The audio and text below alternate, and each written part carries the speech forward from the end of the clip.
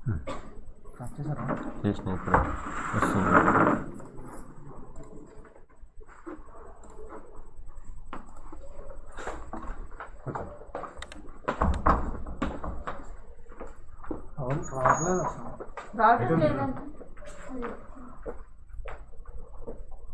మీ mask ఏమైంది స్వామి? పెట్టుకోవాలా?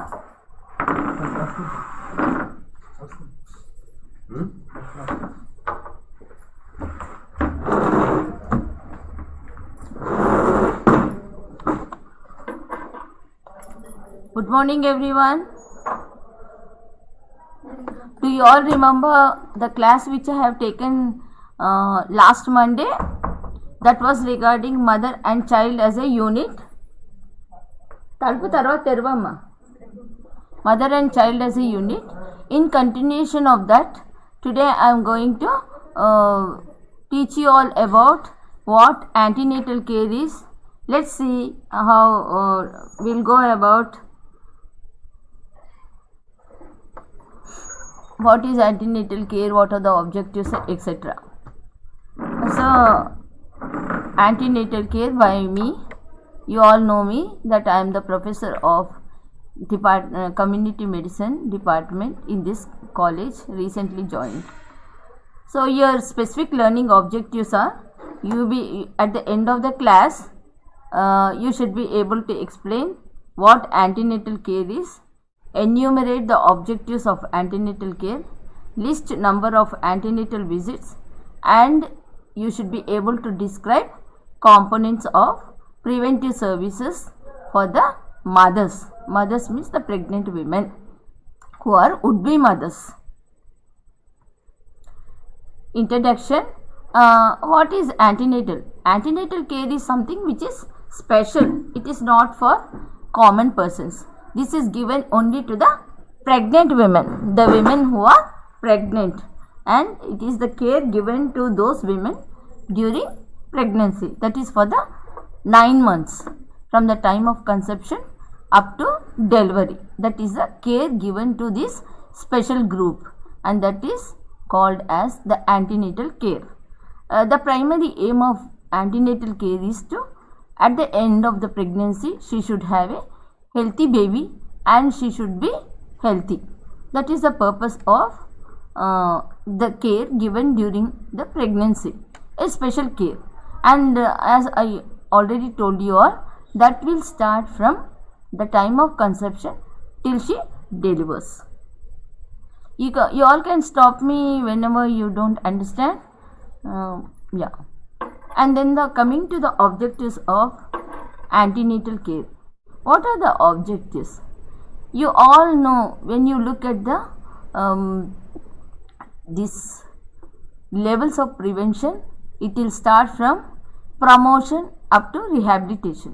In the similar way, the objectives of this antenatal care also includes or deals with promotion, and we have to protect them, and we should also maintain the health of this most vulnerable group, pregnant women.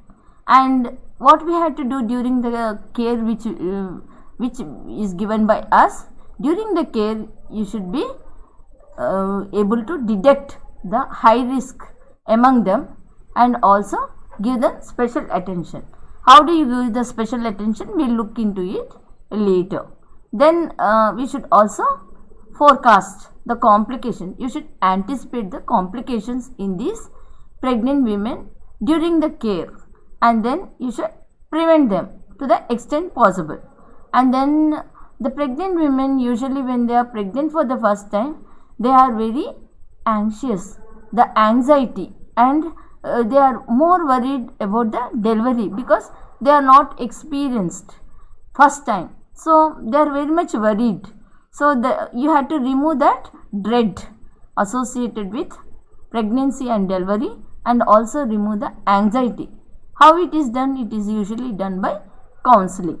And then the whole purpose of giving care during pregnancy for these special women are to reduce our maternal mortality, infant mortality, and also the morbidity among these pregnant women and the infants who are like the newborn and up to 1 year old. Infants means from the time they are born up to 1 year old, that is first birthday. And then you should be able to teach the mothers whenever they come for the care about, you should talk about the elements of child care and also about the nutrition, hygiene, and then the environmental sanitation, which are very much important for the pregnant women who lives in an environment, in whichever environment she may live. And then we should be also able to, we should talk to them and prepare them for the birth preparedness, and also you should tell them how to plan whenever there is a complication. And usually when they are pregnant for the second time, third time, fourth time or fifth time, some of the under 5s who are their children also accompany the mother. So you must pay attention to those under 5 children who accompany her, who accompany this pregnant women, because you cannot have, again you don't expect her to come only for under 5 checkup. So you should grab that opportunity to take care of those under 5s. You should check them for various things like height, weight, anthropometric measures, and then do a health checkup, etc. So you should be prepared at the center to take care of the under 5s who accompany the pregnant women. What is an antenatal care? I told you all that it is something special only for the women who are pregnant, not for all the women. So that is, it is a supervision of women during pregnancy, and it is done very systematically. You have to do it very systematically. You will be learning what are the steps you have to follow when you have to do an antenatal care. I will tell you all what to do. And then it is, what are you doing by examining her? You want to see whether the baby is growing properly or not. If you check up at the month of 7 months of gestation and then the growth is only up to 20 weeks, then you should suspect something, whether the baby is growing or not. So you have to monitor the progress of the growth, and then you must ascertain the well-being of whom? Of both the pregnant women as well as the fetus, the baby who is in the womb, the fetus. And then this, of course, antenatal checkup, it is step by step. You have to do it in a very in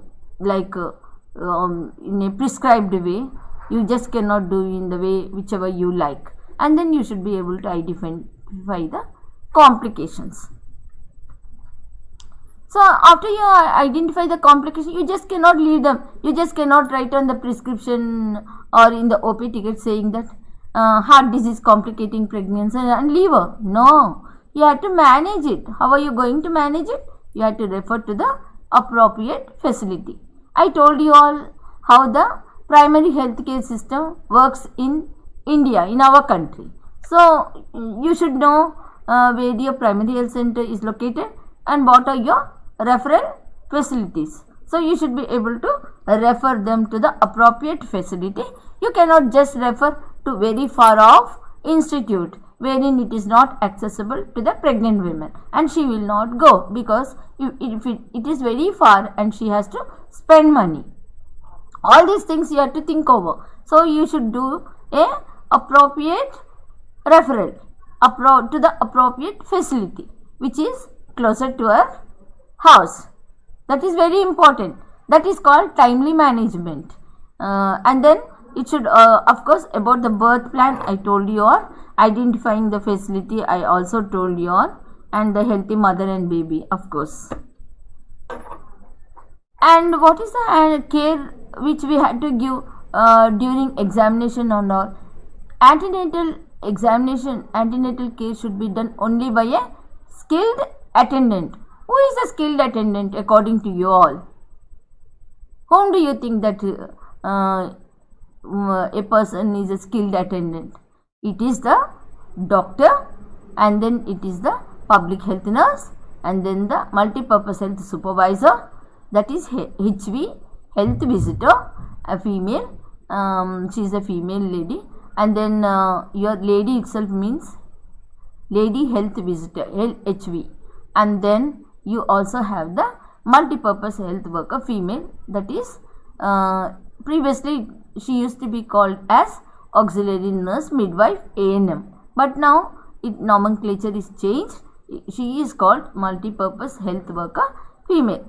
And the staff nurse, because the staff nurse is also trained to give a care to the pregnant women. All these people are called skilled birth attendants. Please remember who is a skilled birth attendant. It is asked in Viva, and in your exams also you should mention this skilled birth attendant, and then you get your marks. If you just tell that delivery is conducted in the hospital, it doesn't say anything. But if you say she can deliver at home, but it should be attended only by a skilled person, that is called skilled attendant. And then we should also ensure that the care should be continuous from conception till delivery. You just cannot leave her in between, saying that she left the place and she went off to her mother's place or somewhere else, transferred. Because now we have the tracking system, which I am going to tell you all how it works. So through that you have to ensure that she is given care wherever she is. It's not that because she is registered at our place, that because of the various factors that she might have left the place, but you have to ensure continuous care to the pregnant women. And then in addition to that, we also prevent diseases, the prevailing local endemic diseases. I told you all during our primary health care, one of the elements is to what is that? You have to diagnose and treat the locally endemic diseases. And in these pregnant women, special attention should be paid, especially seasonal diseases like malaria, and then your dengue, and then other diseases. So these things should be paid attention, and you have to promote health.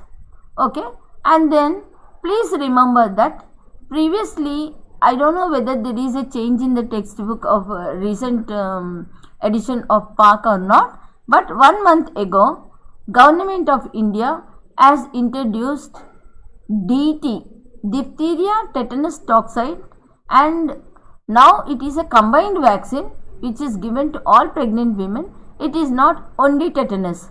This may be asked in the Viva. Please make note of it. Diphtheria tetanus has replaced tetanus toxoid. So instead of tetanus toxoid, we are giving diphtheria along with tetanus. Both are toxoids. Do you all remember? In microbiology you might have learnt. And then it is a toxoid. So it is a combined vaccine which Government of India has started, and it is implemented in Telangana state, and then we give 2 doses at an interval of 4 weeks apart, the first dose and the second dose during pregnancy. So please update yourself. Just don't use your guides like Falcon and all. It doesn't help you. You will not learn the concepts. Ultimately, when you become a doctor, you should apply the things what you learn here. It's not just passing exam. You are going to become a responsible physician. You are answerable to the community, and you should know whatever you do, you have to do it appropriately. Once you are certified as a MBBS doctor, it is for you to see that you do the things in a right way. So I am just repeating it. Tetanus TT is replaced by DT, diphtheria and tetanus toxoid. Please remember, it is introduced 1 month ago in Telangana state. Then comes your nutrition supplementation. Nutrition supplementation, it is usually it is done through Anganwadi centers. You will learn about Anganwadi centers in ICDS program, which is under Department of Women and Child Welfare Department. Usually these pregnant women and lactating mothers who are the most vulnerable and who are below poverty line, they are given nutrition supplementation. And we should also tell, when you go to the coastal areas of Andhra Pradesh state, not Telangana, in some places of Telangana, they chew tobacco and they also use that some of the women also smoke tobacco directly, putting the flame in the mouth, in the oral cavity. You have to take the history and you must counsel them to avoid tobacco and alcohol during pregnancy, that is till she delivers, because you all know that the effects of tobacco and alcohol on the fetus, which you will be learning in your obstetrics. Of course, about the diseases I told you all. Special attention should be paid to the some of the diseases like HIV, syphilis, tuberculosis, and our coexisting comorbidities like hypertension and diabetes. So, for all these things, you should be able to do a physical examination, take history, and do lab tests which are available at primary health center.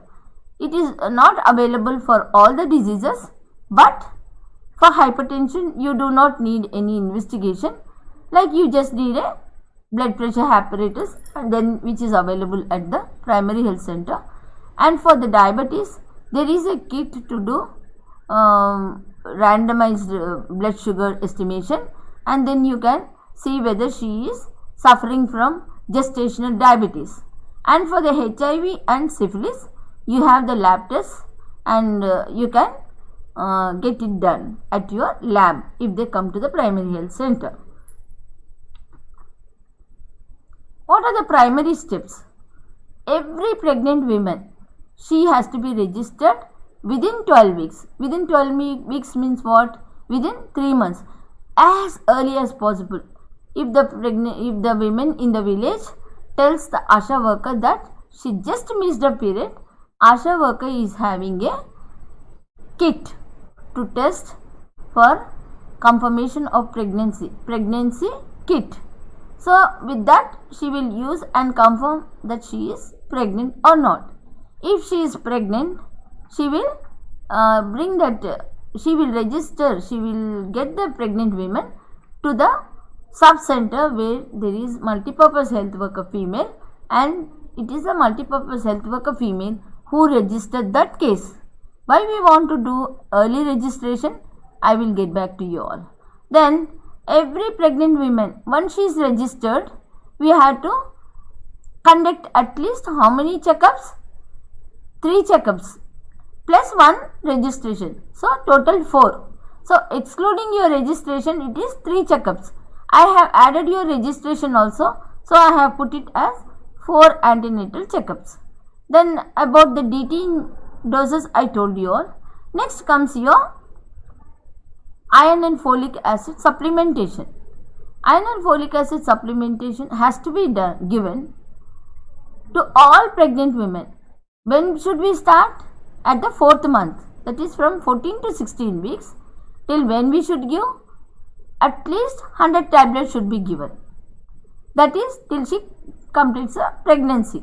And later, in addition to that, we should also repeat 100 more tablets for 100 days after postpartum. What is postpartum? That is after delivery. So how many tablets is she getting?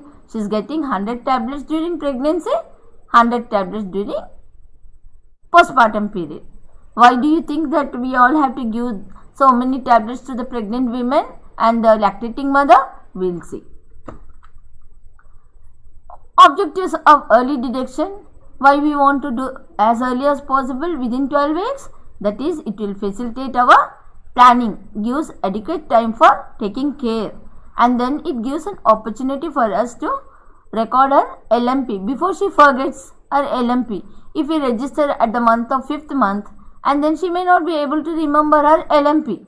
But if you register as early as possible, when she just misses a period, she remembers her LMP and she'll give the accurate LMP. What is LMP? LMP is last menstrual period. When did she have it?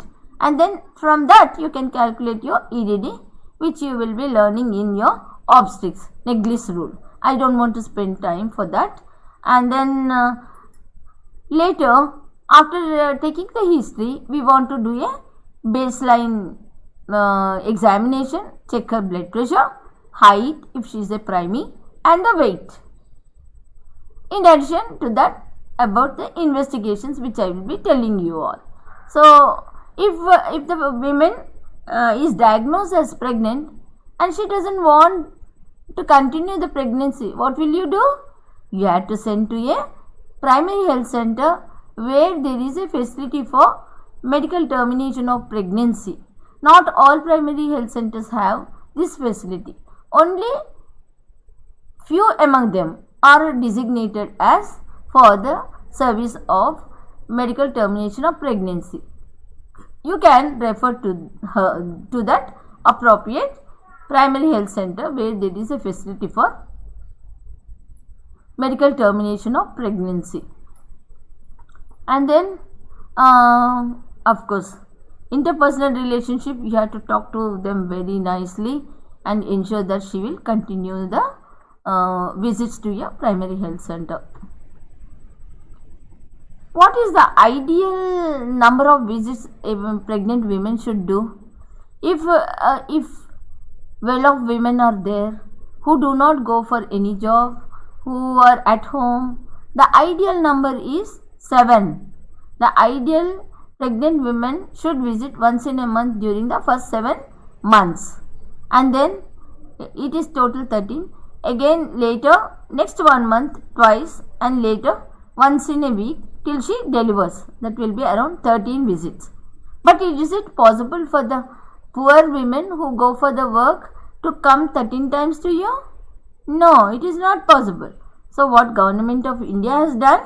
They said that because most of them belong to low socio-economic group and they have no time to come for 13 visits, the Government of India thought they have, as per the task force, they have come to a number which is 4 visits. The minimum 4 visits. Out of that, 1 is for the registration and 3 are the minimum visits.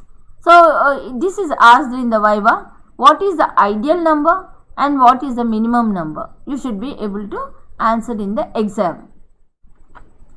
Then the suggested visit schedule, when the pregnant woman has to come. Of course, first visit I told you within 12 weeks. If they do not get registered, what are the other opportunities where you can capture them? One is on the day of Village Health Nutrition Day. Village Health Nutrition Day is conducted once in a month at the Anganwadi Center, wherein the multipurpose health worker female and all the whole of the staff of primary health center all will be available on that day. And if the Asha comes to know that somebody is missed and not registered, because the women come there of that village, we can take, because for the nutrition education on that particular day we can capture them and we have to register them and then follow up till she delivers. The second visit should be usually between 14 to 26 weeks and the third visit 28 weeks, that is 7 months to 8 months, and the last visit, at least one visit should be done by the doctor. That visit is usually the third visit because by that time the fetus grows and then there is an opportunity for the doctor to anticipate some complications in that woman. So it is advisable that in the third visit the pregnant women should be referred to the primary health center by the sub centers which are under that primary health center, that is by the multipurpose health worker females. And the fourth visit should be between 36 weeks and term. What are the essential components? The essential components of antenatal care are taking the history, of course LMP, EDD I told, height, weight, blood pressure, everything I told. Coming to local examination, you all may be thinking I have repeated it, This is like a reinforcement. You have to remember that these are very important for you all. Whenever you get a case of antenatal case in your clinical social case study in the exam, you should go very systematically. This is how you should go. You should not get panic. If you go step by step, you will not need more time, and it is exactly the time, or you also have some more time for you to think over what are the questions you anticipate from the examiners. That's why I am reinforcing about the history, EDD, LMP, etc., height, weight and all. So coming to local examination, the local examination, what do? You have to see for the fetal growth. Fetal growth is usually seen by how you will see for the height of the uterus, how much it is. Then what is the lie? Lie is whether it is cephalo or it is breech presentation. Then whether the head is in the pelvis or it is in the upper part. Okay, because we want to know if it is a breech presentation, it is a not normal, and then we have to take special care. And then coming to auscultation of fetal heart. You want to know whether the fetus is alive or not. How do you do? In a primary health center, you do not have ultra scanning or scan facility or any other sophisticated equipment. It is the fetoscope which you have to put on the pregnant women's abdomen and listen for the fetal heart. You have to count the rate. You have to see whether it is regular or not, and you should also see whether they are present or not. That will confirm that the baby is alive. And then about the investigations. The most important investigations which you can carry out at your primary health center is your hemoglobin percentage and testing the urine for proteins and sugar. Then physical examination. Physical examination should be holistic, general examination. You have to look for the pallor, because 60 to 70% of the pregnant women are anemic. And so you have to look. Where do you look for the pallor? It is the conjunctiva, tongue, nails, palms. These are the 4 places. This is also asked in your clinical social examination case study. The examiner will ask, did you look for the pallor? You will say no. Then sometimes you say yes without seeing. Then he will ask, where did you look for? Then you must tell all these 4 points. Then the pulse rate, you know what is the normal, which you learnt in your physiology, and respiratory rate.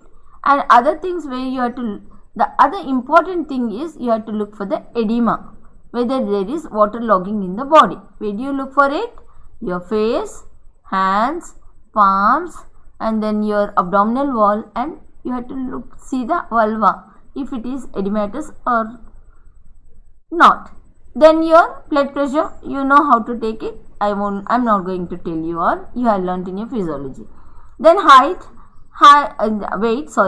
The total weight gain of a pregnant woman during pregnancy is around 11 kg, 9 to 11 kg. And after the first trimester, she gains 2 kg per month. And if it is more than 3 kg, then you have to suspect that there may be water logging. Then breast examination is part of your antenatal care. It is not something special. What are you going to look for the breast? You must see whether the nipples are flat or inverted. And then you have to take appropriate measures and counsel her and how to help her. You have to help her out. Height, weight, of course I told you all. This fundal height you will learn in your obstetrics. Fetal movements, usually the first time if the woman is pregnant, she will tell that there is like clicking in the abdomen. That means she started feeling the fetal movements. That usually occurs between 18 to 22 weeks. And fetal parts you can feel from 22nd week onwards. And then at 28 weeks, I told you all, you can distinguish between limbs, head, back, etc. Then multiple pregnancy, if you feel many fetal parts, multiple fetal parts. About the lie is usually we do it. It is relevant only after 32 weeks of pregnancy, and from 6th month onwards you can hear fetal heart sounds, and the normal rate is 120 to 140 per minute. Assessment of gestational age, which is the most gold standard, is your ultrasound plus fetal measurement. Ideally it is in the first trimester, but it is not possible in primary health care. If it is a tertiary care like here, then you can do it. Depending on what all available at the place where you work, you have to use all the available investigations and do your best. What are the desirable components? The desirable components are, you have to check for the blood group and RH typing. Why we have to do? We look into it. And the VDRL, you all know that it is to rule out syphilis. And nowadays all the primary health centers are also supplied with RPR, rapid plasma reagent. It is used to test syphilis. HIV, we have HIV testing, it is available. We have an ICTC, that is integrated counseling testing center. And blood sugar I told, and hepatitis B is also tested during pregnancy to know about the antigen. Then coming to prenatal genetic counts screening. Do you all remember I taught you all about the genetics? How the abnormality, congenital anomalies take place, how chromosomal abnormalities occur because of 4 things. Do you all remember? No? One is deletion, the other is translocation. You all have to read it. Okay. So we want to screen for chromosomal abnormalities. Do we screen for everyone? No. Only in bad obstetric history, wherein there is given history of repeated abortions, in such couples we do chromosomal, we screen for chromosomal abnormalities, especially for the Down syndrome. So we want to prevent it and give the couple a chance and tell them that how to go about and how to avoid congenital anomalies, which is a burden not only to the parents, to the family community, it is also a burden to the health system, because we have to take care of the handicapped child throughout till he or she lives on this planet. So that's why we do genetic screening only in those who are given past history of congenital anomalies. Down syndrome and severe neural tube defects. Okay. Coming to laboratory investigations, at the subcenter where you have only the multipurpose health workers, there we do pregnancy test and urine examination for albumin and sugar, hemoglobin percentage, and rapid malaria test. Why we do rapid malaria test? We do especially for the malaria when the women complains of fever during pregnancy and we want to rule out malaria. Then at primary health center, in addition to those which are done at sub-center, is added blood grouping and RH typing and VDRL, HIV, blood sugar and hepatitis B. Coming to the various conditions which are faced by the pregnant women, it is the asymptomatic bacteriuria. So that's why we do urine examination. We want to see for the pus cells, whether they are there. The pregnant women may not report of fever or burning maturation, but sometimes when we look for the pus cells in the urine, there are lot of pus cells which will caution us that there is a asymptomatic bacteriuria and we want to treat it, because pyelonephritis with this asymptomatic bacteriuria, it can land into pyelonephritis, then a preterm delivery, premature delivery, low birth weight or perinatal mortality.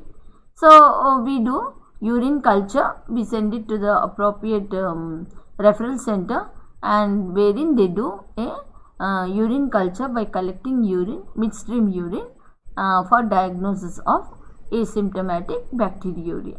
If culture is not available, then we can do gram stain. Gram stain can be done at primary health center level. All of you are trained, you will be trained, or you are trained at microbiology, I do not know.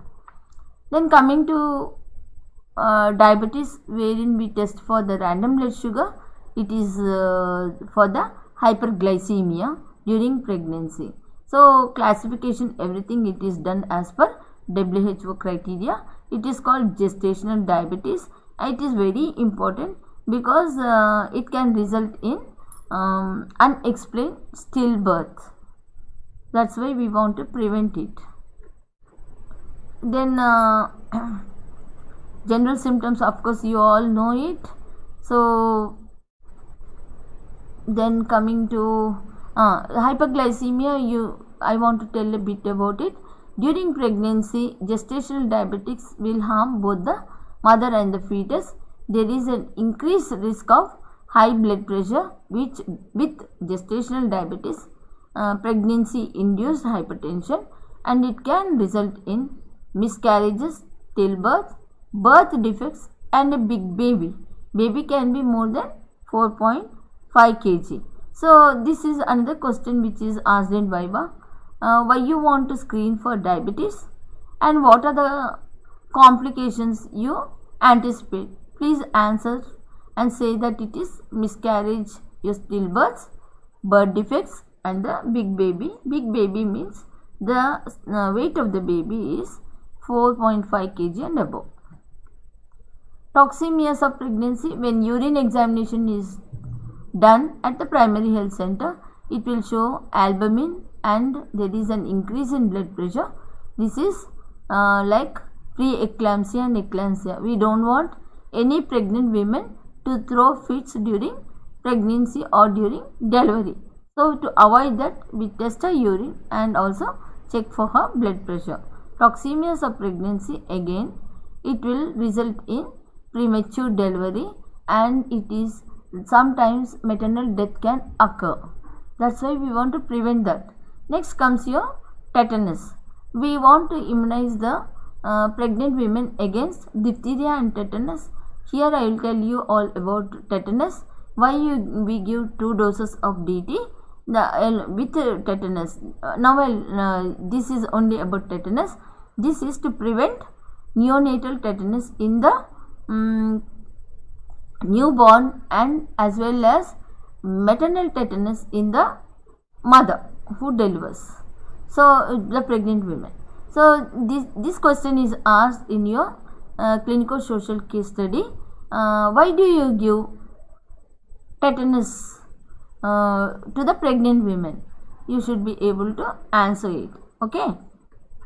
Then comes your syphilis. Syphilis can result in abortion, stillbirth, perinatal death, and it can also result in congenital syphilis. Congenital syphilis is with the defects, and infection is transmissible to the fetus. It is transplacental. So it can result in neurological damage and result in congenital syphilis.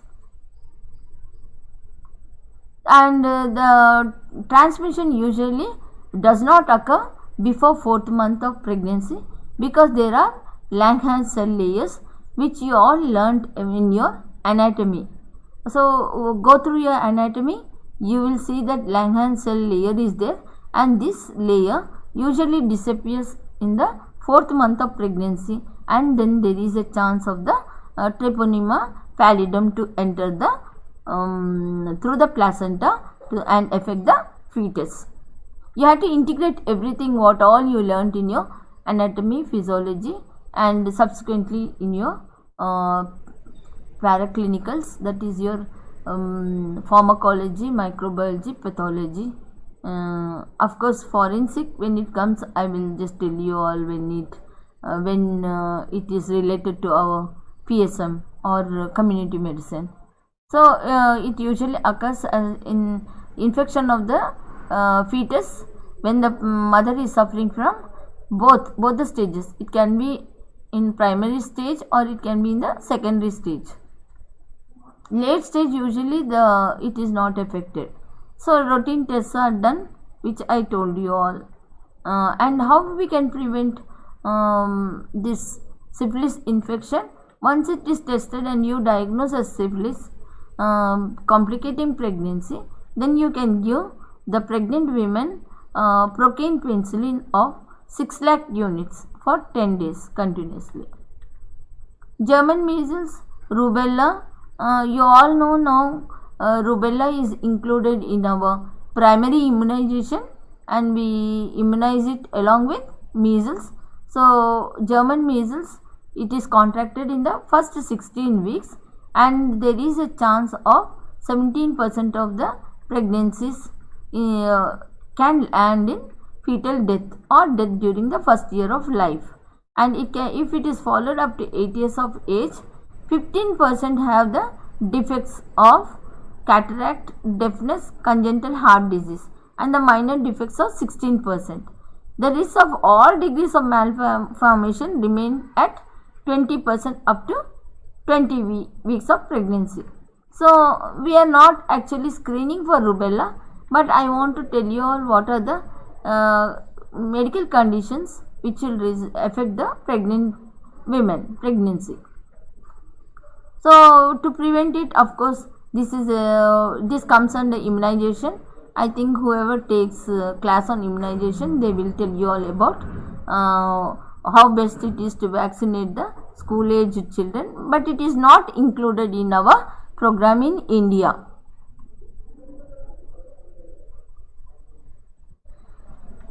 Next comes your RH status. RH status is it is usually for the we want to know whether the mother is RH negative and the child is RH positive, and you have to, whenever it is mother is RH negative, you have to ensure that she delivers only in the institute wherein she has to be given RH antibodies after delivery. So it's important to do blood grouping along with RH typing.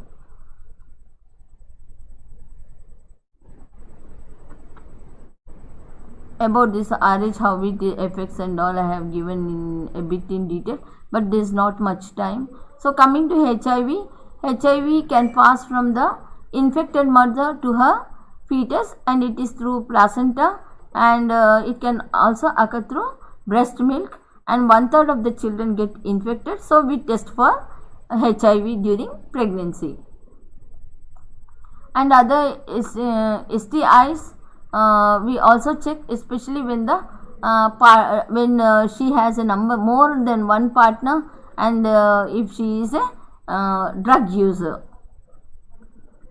drug addict. Then hepatitis B, it's very important to check whether she is a HBV carrier, because it will affect the child. So to prevent that, we have to treat the pregnant women. And then coming to interventions, interventions are usually in the form of supplementation with iron and folic acid tablet, then the toxides, diphtheria and tetanus. Then we have to give them counseling on personal hygiene, then about the nutrition, about where she prefers to deliver, and about family planning. And we should educate her, saying that in the first 3 months she should not take any medicines, drugs, and there should be no radiation. And coming to Janani Suraksha Yogana, Government of India has modified the National Maternity Benefit Scheme into Janani Suraksha Yojana in 2005. It is 100% centrally sponsored scheme, and the purpose is to encourage all the pregnant women who belong to below poverty line families to deliver in government hospitals. Whenever they deliver in government hospitals, they are given the incentives, how much it is given, and what are the low performing states, The low performing states are 10 in number, and for them the benefit is extended to third child. Otherwise, usually it is only for till second child. And how much it is given if it is rural area and urban area? It is given in your park book, but I just tell you all, the total for rural area is 2000, and for the urban area it is 1400 for low performing states. For high performing states it is reduced.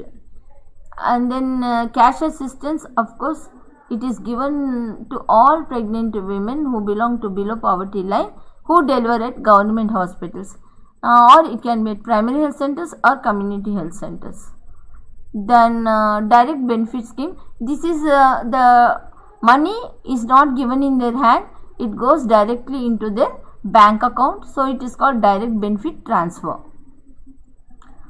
Important aspect of this antenatal care is also maintaining the records of every pregnant woman with all the details, personal details, then the medical history, etc. Then coming to home visits, all the multipurpose health worker or the public health nurse should visit at least once during her pregnancy. The women during her pregnancy, if more visits are required, she can plan, and then she has to visit the home. Why she has to visit? Because the mother is usually more relaxed at home, and she will win her confidence, and she will communicate with her very freely. That's why. And then so that she can give the advice. Then nutrition requirement, you all know that the requirement increases during pregnancy. That's why, because of she consumes more calories, and even during her lactation she needs more calories. So this is all taught to you all during your clinical social study. So I just want to tell you all that it is the extra diet which is required, and 60% of your energy can be made from your calories, that is from your cereals. Then the calcium requirement, it also goes up from 16 to in the pregnancy. So it is started after 14th week to 16th week, and it is given continuously. Then the specific health protection, I told you all, anemia is the major factor in iron and folic acid deficiencies.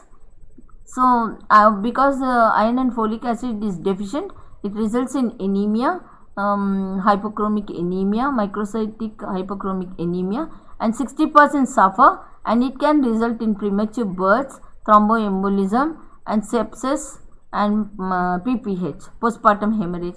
So we give every pregnant woman 100 milligrams of elemental iron along with 0.5 milligrams or 500 micrograms of folic acid. Then other requirements, I told you all about your Anganwadi centers, wherein they provide what is a food taboo. It is asked in the exam. It is some pregnant women think that several foods during pregnancy are bad and fear that the baby will be large and difficult to deliver. That is the food taboo. Then the personal hygiene, keeping herself clean, and 8 hours of sleep is very important, and keeping our bowels free, it's important. Light exercise, cutting down the smoking, alcohol, of course I told you all. Then comes your drugs, no drugs. Then radiation, of course. Warning signs, you have to educate the pregnant women about the warning signs, about the edema, fits, headache, blurring of vision, or discharge. And then the child care, you have to tell her how she has to take care of the child whom she is expecting. That is called mothercraft education. It is asked in the Viva, what is mothercraft education? Kindly note it. It is the nutrition education, education on hygiene, child rearing, and we demonstrate by cooking the food which is a balanced and which is needed. And we also talk about family planning and family budgeting. Then counseling, of course, preparation. Then summary, antenatal care is a skilled health care given to the pregnant women. There are 8 objectives, minimum 4 visits.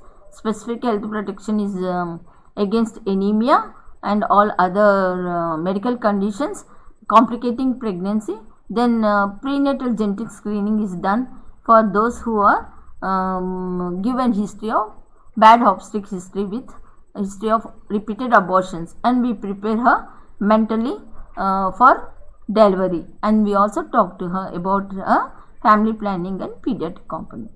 Thank you. Any questions, please post to me. I will get back to you. Thank you.